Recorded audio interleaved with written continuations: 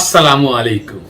मोहम्मद अज़हर सिद्दीक अपने programme political diaries के साथ हाजिर खिदमत है। दो तीन इश्यूज़ अहम कुछ मैंने पहले प्रोग्राम में डिस्कस कर दिए हैं, लेकिन यहाँ ये रह गया मॉडल टाउन के केस की आज फिर समाअत होनी है और आज उम्मीद है कि कंक्लूजन की तरफ चीज़ें जाएंगी और फैसला क्या होता है वो आने वाले दिनों में पता चल जाएगा आपको। और उसके अंदर जो जो चीज़ें बड़ी अहम जो हैं आपके सामने आज मैंने वो डिस्कस करनी है। दूसरा DGISI के हवाले से आगे पेशरफ्त क्या हो रही है और क्या होने जा रहा है उस पर भी तफसीली गुफ्तगू मैं करूँगा।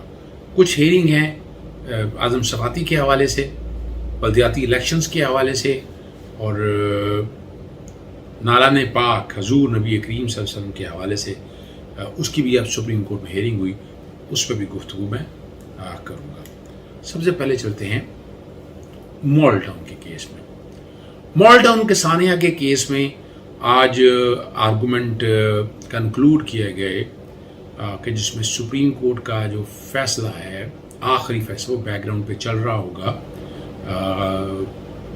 जिसके अंदर दिसंबर के अंदर सारे फ्री कैन मौजूद थे सुप्रीम कोर्ट के सामने और एडवोकेट जनरल की तरफ से आकर बताया गया कि government of Punjab has decided to constitute a JIT और इस चीज़ को सामने रखते हुए कोर्ट ने इस मामले को बॉर्न फ्रूट करते हुए कहा कि इसको डिस्पोज करते हैं। इसी पे बताया गया कि सुप्रीम कोर्ट का फैसला है। कोशिश ये की कि एक जज साहिबान की तरफ से ये रिमार्क्स थे कि ये फैसला जो है को बहुत बड़ा डिटेल पे नहीं है, मैरिट पे नहीं है।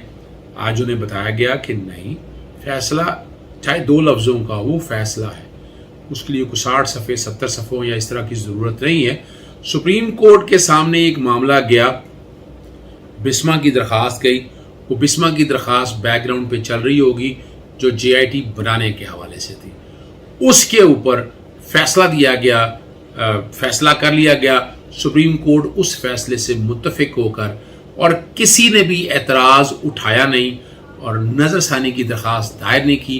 वो जजमेंट फाइनल हो चुकी है, फाइनलिटी ले चुकी है और इस पे मेरी तजवीज़ यही थी, आज कोर्ट को यही बताया गया कि पहले जुरिसडिक्शन का मामला डिसाइड कर लिया जाए और उसके बाद फिर मामले को आगे ले जाकर चला जाए। आर्गूमेंट कंक्लूड होने के साथ कि अब आगे अदालत की जो मुआवनत होनी है वो इस हवाले से होनी है कि जो JIT क्या बनी है वो JIT ठीक बनी है, क्या मुस्तफ़ा इम्पैक्ट्स के मुताबिक काबीना के फैसलों से बनी है और क्या कुछ हो सकता है आगे, और उस मामले पे बहस होनी है। मुझसे जब पूछा गया तो मैंने वाज़ेह कहा कि अली ज़फ़र साहब बात कर रहे हैं, लेकिन हम कुछ अपने आर्गूमेंट्स ऐड करेंगे। एक तो हम समझते हैं कि JIT बनाने के लिए मुस्तफ़ा इम्पैक्ट्स के फैसले की ज़रूरत नहीं, काबीना की मंजूरी ली गई है, post facto x post facto approval भी ली गई है इसके अंदर, लेकिन मेरा नुक्ता नज़र बड़ा वाज़ेह है, इस काम के लिए JIT बनाने के लिए काबीना की मंजूरी की ज़रूरत नहीं है, क्योंकि इंक्वायरी और इन्वेस्टिगेशन है। और मैं इसमें पॉइंट में बड़ा वाज़ेह तौर पर कह चुका, मुस्तफ़ा इम्पैक्ट्स में था कि टैक्स एक दफ़ा खर्च हो जाएगा तो वापस नहीं लिया जा सकता, इसलिए काबीना और रूल्स ऑफ बिजनेस के अंदर ये लिखा हुआ है। तो वहां तो केस है कि वहां पर एक टैक्स लगाने के हवाले से बात है, टैक्स खर्च करने के हवाले से, रकम खर्च, राइट एंड लायबिलिटी एक्रू करने की बात है।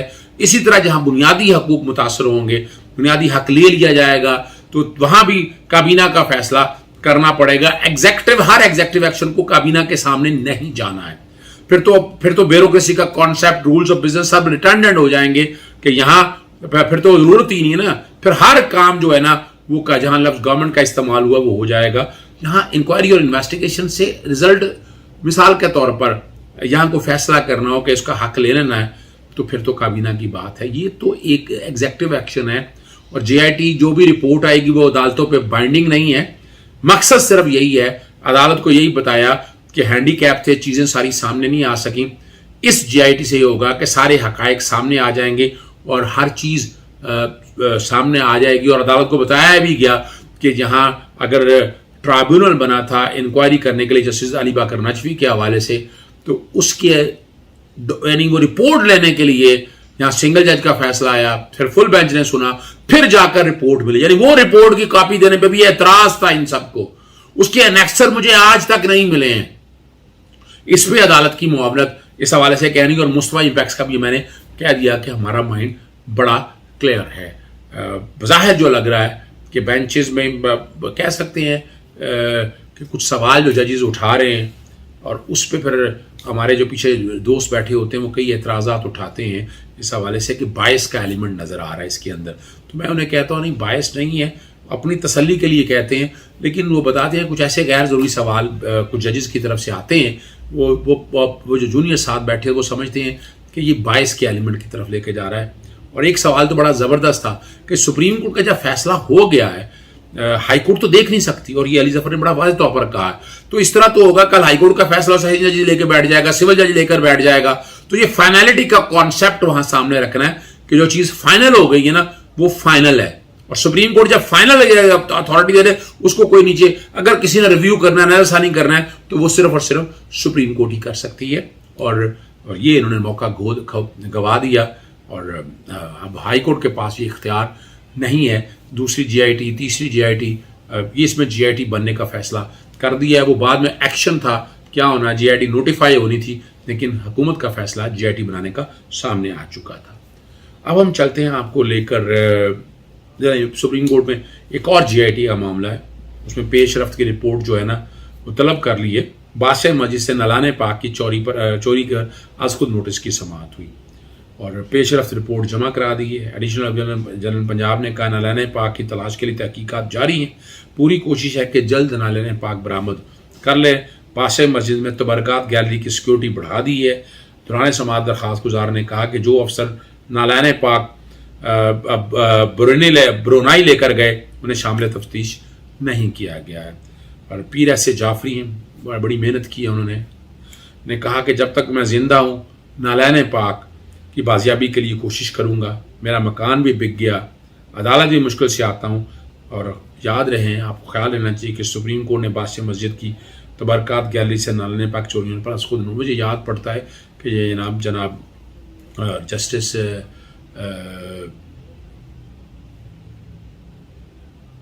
साकिब निसार साहब के दौर में ले गया था। हाँ, मैं माजरत रखता हूँ, एक फ़ैसला जो मैंने ना वकला के हवाले से, जो मॉडल टाउन के हवाले से, वो मैं जिक्र करूँगा और वो बैकग्राउंड पे ज़रूर चलाऊँगा, वो ज़रूरी है। PLD 2019 सिंध 255 है, सैयद इकबाल काज़मी। ये ज़रा समझना, इसका पैरा 38 और 39 में बुनियादी तौर पर आपके सामने लिख रहा हूँ कि यहाँ तो हुकूमत का बनाने का कहा है ना, यहाँ सिंध हाई कोर्ट ने कहा, दो मेंबर बेंच था, कि we direct joint investigation team be established under section 19 of the act by a competent authority within 2 weeks of the date of this order to trace out all the person involved in। JIT का मकसद क्या है? Inquiry, investigation, truth सामने आना है, सच सामने लेकर आना है। इस केस के अंदर जो वकला जो लॉन्ग मार्च, और आपको याद होगा जब चीफ जस्टिस इफ्तिखार रहमान चौधरी गए थे कराची, तो कितने जाने ज़ाया गई थी, कितने कत्ल हुए थे, उस चीज़ को सामने रखते हुए। और एक बड़ी ज़बरदस्त बात आपको बता दूँ, इस केस के अंदर बाकायदा मॉनिटरिंग जज भी बनाया गया। तो मैंने इसलिए आपको सुना कि पनामा के बड़े एतराज रहते हैं ना लोगों के ऊपर, इसमें भी बनाया गया और बताया गया कि मॉनिटरिंग करने का मकसद क्या है। मॉनिटरिंग जज का मकसद सिर्फ यही है, प्रोग्रेस देखनी है ईशन केस की, ताकि इंसाफ हो सके कानून के मुताबिक विदाउट एनी डिले। तो मॉनिटरिंग जज के हवाले से पनामा में मॉनिटरिंग जज लगाया, तो उसने क्या किया? उसने कोई ऐसी चीज नहीं कही है, या तो बताएं कि गैर कानूनी कोई चीज की है। इसलिए केस मैंने दोबारा बताया कि इस केस के अंदर भी मॉनिटरिंग जज बिठाया गया था। मॉनिटरिंग जज ने बड़ा वाज़ेह तौर पर एक बार और बताया गया कि उसका रोल क्या है। पनामा में मॉनिटरिंग जज के हवाले से जो एतराज उठाते हैं, कोई वैल्यू नहीं है उसकी। आप बताएं कि जजमेंट में क्या मॉनिटरिंग जज ने को प्रेशर किया कि गैर कानूनी काम को कानूनी कर दें या कानूनी काम को गैर कानूनी कर दें, और आपके पास एविडेंस नहीं थी, या तो सबूत होते, इतने मौके मिले थे पर आप लोग नहीं कर सके। ये रिकॉर्ड की बातें हैं। अब आपको लेकर चलते हैं अगला मामला जो है ना, जो कि टाइम ज़्यादा हो गया है, उसमें मैं DGISI के हवाले से ज़रूर बात करनी है आपसे। देखिए, इस वक्त बहुत नाजुक हालात से पाकिस्तान गुजर रहा है। अफगानिस्तान में स्टेबिलिटी चाहिए और पूरी दुनिया को साथ देना चाहिए कि अफगानिस्तान के अंदर एक परमानेंट सोल्यूशन निकल आए और स्टेबिलिटी आ जाए। और याद रखिएगा, कौन नहीं चाहता ہندوستان نہیں چاہتا کہ اسٹیبلٹی پاکستان میں آئے، افغانستان میں آئے۔ امریکہ بھی اپنے حالات اور واقعات ایسے دیکھ رہا ہے کہ بہت سکی ہوئی ہے، تو حالات ایسے بتا رہا ہے کہ اپنے مورے تیز کرنا چاہتا ہے۔ اس لیے آپ نے آج کل دیکھا ہوگا کہ جو خاص طور پر بی بی سی آپ کے سامنے ہے، اردو نے جو باتیں شروع کی ہوئی ہیں، کئی ایسے اینکر حضرات ہیں جن کے دوستیاں یاریاں وہاں ہیں، اور کئی ہمارے سیاستدان ہیں کہ جن کے دوستیاں یاری نریندر مودی سے ہے، یا سی آئی اے سے ہے، MI5 یا MI6 سے ہے، یا موساد سے ہے، بہت ایکٹیو ہوئے ہیں۔ اور وہ فورسز چاہتی ہیں کہ یہاں انسٹیبلٹی آئے اور وہ ان کے بندے آ جائیں، اور آپ کے سامنے ہمارے کئی سیاستدانوں نے کیا حالات اور واقعات بنائے ہیں، اور آپ اندازہ لگائیں نریندر مودی کے حوالے سے انڈین میڈیا میں بڑی باتیں ہو رہی ہیں۔ پاکستان کے اندر ابھی آپ نے دیکھا نا کہ اس ایشو پہ DGI پہ کتنے بغلیں بجائیں، کیا شور ڈالا، اور یہاں پاکستان کے اندر بھی جنرل فیاض حمید کو لے کے مریم نواز نے جو فضولیات بکی آپ کے سامنے، ریکارڈ پہ کوئی چیز سامنے نہیں آ سکی، اور حالات اور واقعات آپ لوگوں کے سامنے ہیں بڑی کلیئرٹی کے ساتھ۔ میں نے اس ایشو کے اوپر ایک ٹویٹ بھی کیا تھا، کرنل لیاقت کے حوالے سے بات کی تھی PMLN کے، تو میں نے انہیں کہا کہ خدا را جھوٹ مت بولیں، یہ نہ تو یہ کرنل لیاقت ہے، اور دوسری بات یاد رکھیں جو نیب کے فیصلے ہیں وہ قانون اور آئین کے مطابق ہوئے، جائیں عدالتوں میں لڑے جا کر اس بات کو سامنے رکھتے ہوئے۔ تو یہ ضروری ہے آپ لوگوں تک بتانے کا کہ اصل جو ایشو یہ کچھ نہیں ہے، نتھنگ، پوری دنیا میں یہ ایشو ڈسکس نہیں ہوتے، ہمارے ہاں یہ ڈسکس ہو رہے ہیں۔ اور یاد رکھیے گا اس میں کوئی نہیں، جو ہائر چین نے فیصلے کر لیے ہیں وہی عمل درآمد ہونا ہے، اور عمران خان اس کو بڑے آسان طریقے سے لے کے جا رہے ہیں۔ کنفیوژن کریٹ کرنے کی کوشش کی گئی، اور وہ ایک طرف جو سوال یہ کرتے تھے کہ عمران خان تو اپنا فوج کی بات کو لے کر چلتا ہے، تو یہاں تو یہ بات سامنے آ گئی، ایسی تو بات کوئی نہیں ہے، تو آپ پھر وہاں کوستے رہے عمران خان کو کہ کیا کچھ ہو رہا ہے۔ چھوڑیں ان باتوں کو، یہ وہ معاملات نہیں جن پہ بحث ہونی تھی۔ آپ کو سوال کرنا چاہیے نا نریندر مودی کے حوالے سے، آپ یعنی وہاں دیکھیں، وہاں 2.5-3 سال سے آپ کے سامنے کسی نے کوئی بات کی نریندر مودی کے کردار کے بارے میں، جو اس نے حال کیا وہاں پر، اور جو وہاں بھارت کا جو اس نے حال کر دیا، کشمیر کے ایشو پر کتنے کے لوگوں نے باتیں کی ہیں، ہمارے یہاں پر کتنے کے لوگوں نے نریندر مودی کو اپنا اس بارے میں کھری کھری سنائی ہیں۔ وہ علیحدہ بات ہے، چند ہمارے دوست ہیں جو بات کرتے ہیں، لیکن ہمیں یہ سمجھنا چاہیے کہ انہوں نے کچھ نہیں کیا، اور انہیں پورا میڈیا اٹھا کر دیکھ لیں، ان کے جو ویلاگ کرتے ہیں پروگرام، ان سب کو اٹھا کر دیکھ لیں۔ اچھا پاکستانی معاملات کی انہیں سمجھ بوجھ کوئی نہیں ہے، نہ سسٹم کی سمجھ بوجھ ہے، باتیں وہ بڑی کرتے ہیں انڈین اور وہ ہمارے ہاں چند سیاستدان ہیں اسی بات کو لے کر آگے چلتے ہیں۔ DGI کا فیصلہ جو ہو چکا ہے وہی فیصلہ ہے، یاد رکھیے گا، یعنی اس میں کوئی بڑی بات نہیں ہے، اور جس وقت بھی نوٹیفیکیشن آنا ہوگا، اور میں نہیں سمجھتا یہ نوٹیفیکیشن پبلک ہوگا، جو فیصلہ ہونا تھا وہ ہو چکا ہے فیصلہ، اور عمران خان صاحب کی مرضی سے یہ فیصلہ ہوا ہے۔ یہ کہنا کہ عمران خان صاحب کوئی آن بورڈ نہیں ہے یا ایسے حالات اور واقعات نہیں ہیں، فیصلے وہی ہیں جو قیادت کرتی ہے، فیصلے وہی ہیں جو ہائی کمانڈ کرتی ہے، اور ہائی کمانڈ نے جو فیصلے کیے وہ اس ملک کے لیے بہتر ہے، اور ہمیں ان پر منوان عمل کرنا چاہیے اور انہیں تسلیم کرنا چاہیے۔ اور اجازت چاہوں گا، السلام علیکم، اللہ حافظ، پاکستان زندہ۔